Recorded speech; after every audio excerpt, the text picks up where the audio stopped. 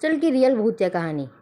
तो आज मैं आपको मेरी चचेरी बहन का डरावना अनुभव बताने जा रही हूँ। उसका नाम शीला है और वो मेरे बुआ जी की बेटी है। ये घटना तब की है जब वो कॉलेज में एमएससी की पढ़ाई कर रही थी।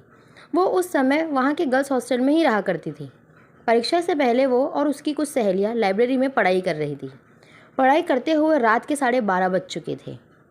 उस लाइब्रेरी में केवल 6 लड़कियाँ ही थी। लाइब्रेरी में सन्नाटा छाया हुआ था। सारा हॉस्टल एकदम शांत था। तभी उनमें से एक लड़की ने कहा कि बस यार, पढ़ पढ़ के बोर हो गए हैं, क्यों ना कोई खेल खेले जिससे दिमाग भी फ्रेश हो जाएगा और नींद भी आ जाएगी। सब उसकी बात से सहमत हो गए। उनमें से एक लड़की, जिसका नाम पूजा था, वो बोली कि चलो हम सब कुछ आत्मा से बात करते हैं। ये सब कहकर वो अपने कमरे में गई और ऊइजा बोर्ड लेकर आई, जिस पर A to Z तक अल्फ़ाबेट थे, 0 से 9 तक नंबर थे और किनारों पर येस और नो लिखा था। पूजा ने बोर्ड के चारों किनारों पर 4 मोमबत्तियां जलाई और फिर लाइब्रेरी की सारी लाइट बंद कर दी। फिर उसने सिक्का बोर्ड के बीच में रख दिया।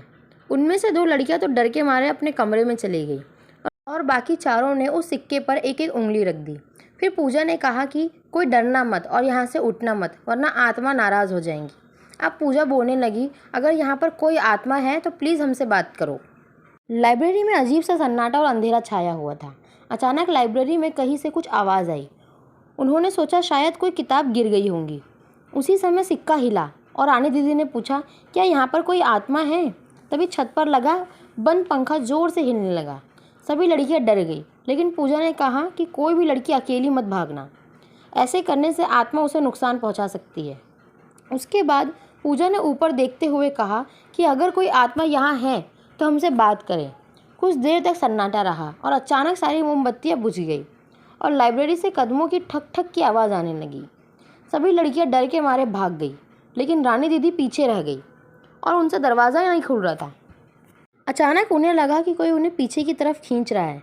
वो ज़ोर ज़ोर से रोने और चिल्लाने लगी। उनकी आवाज़ सुनकर हॉस्टल की सारी लड़कियां जाग गई और उठकर लाइब्रेरी की तरफ दौड़ी। हॉस्टल वालों सभी लड़कियों ने मिलकर दरवाज़ा खोला और दीदी को बाहर निकाला। इस घटना के बाद उन्हें आज तक लाइब्रेरी के डरावने सपने आते हैं और वो आज तक उस घटना को नहीं भूली। तो दोस्तों, मेरी दीदी के अनुभव को देखकर मुझे ये लगा कि कभी भी किसी आत्मा या प्रेत को परेशान नहीं करना चाहिए। अगर आपको हमारी कहानी पसंद आई हो तो चैनल को सब्सक्राइब करें और बेल आइकन दबाना ना भूलें।